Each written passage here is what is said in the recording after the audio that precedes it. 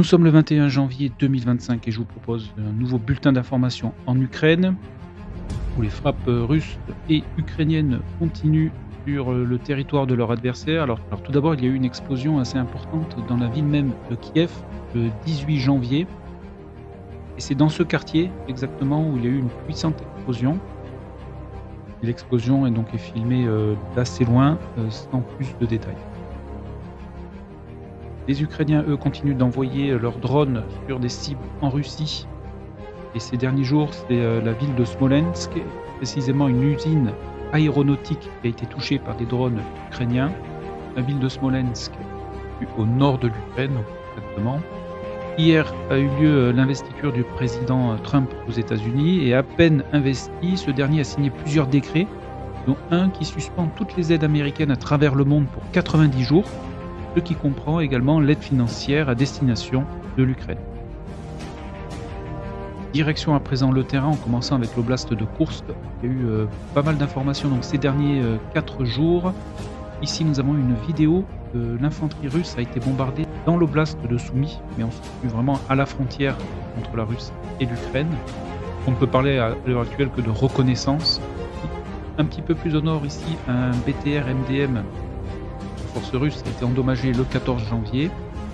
Et hier, dans la journée, les Russes, dans ce secteur, donc on est entre Leonidovo et Nikolski, ici exactement, ces derniers ont lancé une puissante attaque blindée, avec plusieurs dizaines de véhicules de combat d'infanterie et de chars.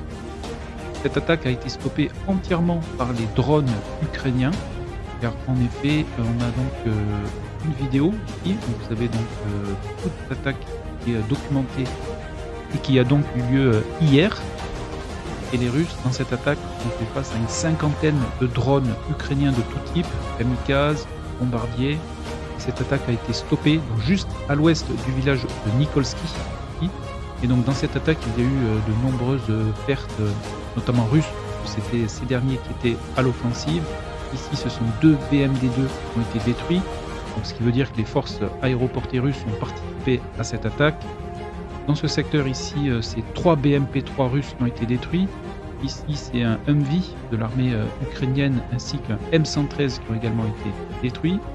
Un petit peu plus à l'est ici, de nouveau 2 BMP-3 détruits, ainsi qu'un T-80, un char russe. Et certaines unités ont atteint l'ouest du village de Nikolski ici avant d'être détruites. Ici, donc on a un BMP qui est en feu et ici un autre BMP-3 qui a été détruit. Donc puissante attaque des Russes dans ce secteur qui a eu lieu hier et qui a été stoppée à l'ouest de Nikolski. Cette attaque a eu néanmoins pour effet de réduire ici la zone de contrôle de l'armée ukrainienne, de passer ce secteur dans la zone grise. Au nord de ce même village, l'infanterie russe a été bombardée. Une géolocalisation ici à proximité, mais qui date d'une dizaine de jours ici, d'un Bradley qui a été endommagé et abandonné le 10 janvier dernier. Un petit peu plus au nord, le village de Nikolaïevka ici a été bombardé par les Russes avec un TOS. Et dans ce même village ici, un T-64 ukrainien a été détruit par un drone kamikaze le 14 janvier. Pas d'autres informations dans ce secteur. Au sud de la ville de Soudja, les Ukrainiens ont repris du terrain ici en sécurisant notamment entièrement les villages de Mitriokov et Makhnovka ici, ainsi que de Bondarevka. Et donc ces 3 villages étaient précédemment dans la zone grise. Donc voilà pour la situation sur l'oblast de Koursk, où les Ukrainiens contrôlent environ 400 km² de terrain. Direction à présent le front de Kharkov, au sud du village même de Libokié, dans la zone grise. Ici, l'infanterie ukrainienne, qui a été ici transportée avec un blindé, a investi un abri souterrain, qui était à proximité de cette maison. Et peu de temps après cette arrivée, un sapeur russe a détruit cet abri à l'aide d'une mine anti-char, qui a eu pour effet de détruire l'abri. Et cet événement a eu lieu le 18 janvier. Un petit peu plus à l'est, sur le front de Vovchansk. Dans la dernière vidéo, je vous annonçais une attaque des Russes en direction du village de Piquier.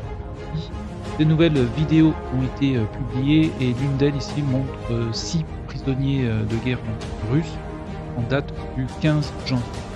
Donc le village de Tiké ici reste dans la zone grise. Au sud de la ville de Volchansk, ici c'est un T-72 ukrainien qui a été détruit le 19 janvier par un drone kamikaze russe. Direction le front de Luhansk, sur la partie nord, ici c'est un autre T-72 ukrainien qui a été détruit le 17 janvier, aussi par 2 drones kamikazes russes. Ces derniers ont avancé à l'est et au sud du village de Borichna. Ici, comme vous pouvez ici donc le constater donc en violet, sont donc les dernières avancées de l'armée russe dans ce secteur. On continue le long du front donc de Luhansk, au sud de Kolesnivka. Ici, c'est un BMP-2 russe qui a été détruit ici le 19 janvier. Léger gain de terrain ici au profit des Russes à l'ouest du village de Vishnevie, où une position de leur infanterie a été bombardée donc le 17. On continue, alors on arrive maintenant dans le secteur de Terny, secteur où les Russes ont une nouvelle fois ici progressé. On voit ici des positions pour ces vidéos de l'armée russe être bombardée dans la zone grise. Les derniers ont avancé et ont atteint donc le centre du village de Terny, qui est maintenant sous leur contrôle. Par contre, il reste une partie sud du village ici qui est dans la zone grise. À l'ouest ici, il y a eu une attaque de plusieurs blindés ukrainiens le 19 juin qui a permis ici de stopper momentanément l'attaque des Russes dans ce secteur. Et au sud du village de Terny ici, l'infanterie russe a réussi à progresser donc jusqu'aux dernières maisons qui se situent ici avant d'être attaquée par un char ukrainien ici en date du 19 janvier qui a tiré à bout portant sur les habitations. Donc, secteur de Terny dynamique des derniers jours avec un avantage aux Russes qui ont réussi une nouvelle fois ici à sécuriser une partie du terrain.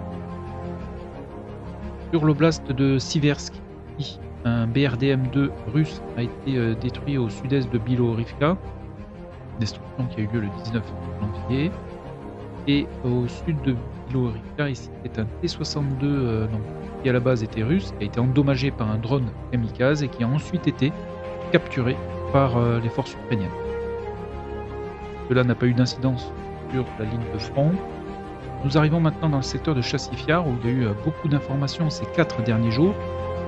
Je vais commencer avec la partie nord où on note une nouvelle avancée des Russes dans ce quartier. Ici, une position de l'armée ukrainienne a été attaquée par des drones kamikazes le 18 et le lendemain, ici, c'est une position de l'armée russe qui a été bombardée. Sur le centre-ville de Chassifiar, donc l'usine est toujours sous contrôle des Russes. Cette dernière a été bombardée par une frappe aérienne ukrainienne le 17 janvier. Et à contrario, ici, c'est les Russes qui ont bombardé ce secteur ici avec un grade le 18 janvier. Sur la partie sud ici du centre-ville de Chassifiar, les Russes ont tout d'abord bombardé le secteur avec un TOS le 16 janvier.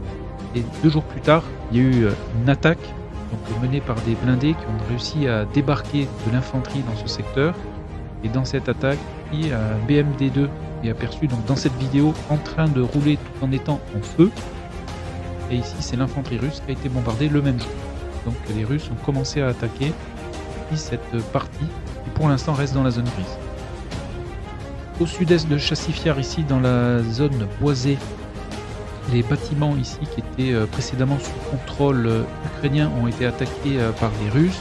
Et ici, dans cette vidéo, un sapeur russe il dépose une charge explosive et qui ensuite détruit une bonne partie du bâtiment.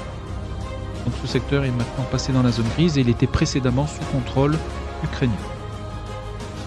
Et avant de nous rendre sur Toretsk, ici c'est un BAT-2 russe qui a été détruit, donc c'est un blindé du génie qui peut remplir plusieurs missions différentes.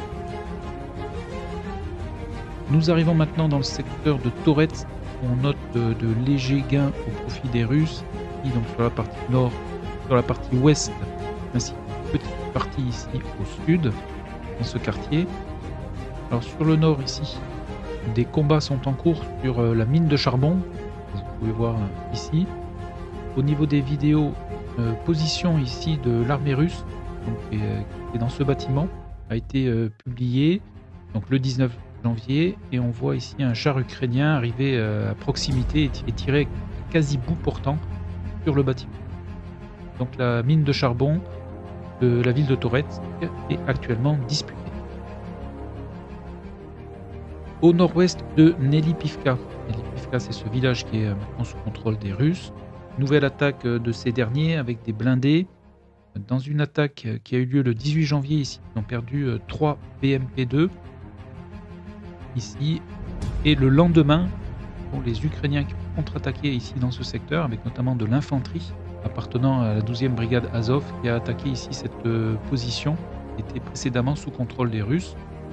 Qui a eu pour effet d'étendre la zone grise en défaveur de la zone contrôlée par l'armée russe. Nous arrivons maintenant sur le front de Donetsk, commençant avec le secteur au nord du village de Arkhangelsk.